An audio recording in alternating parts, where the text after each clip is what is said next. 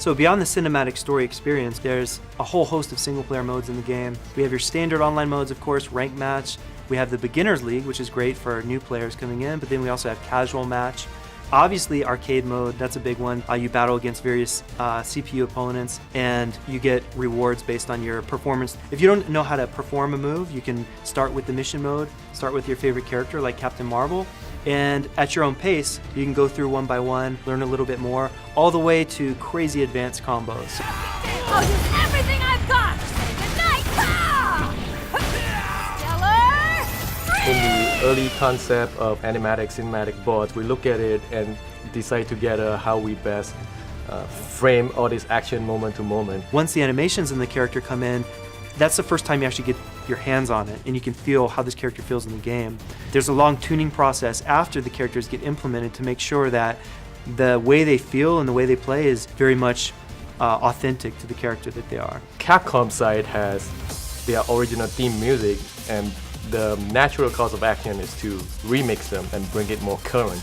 And on the Marvel side, we have decided that it should be classical influence with rock to make it more cinematic modern. With that in mind, we work with the audio director and composer in Japan and try to understand each character's personality and how we craft each piece. Game development is a process. You're kind of building the plane as you're flying it in a certain degree, but one of the interesting things we did with Marvel vs. Capcom was we want to push the gameplay, we also want to push the graphics and the engine. So we moved away from an internal engine we used on Marvel vs. Capcom 3 and moved over to the Unreal Engine technology. You know, we all have very high expectations, and when we first started implementing the stones in the partner system and we saw the synergy and we saw the creativity there, and we said, that's it.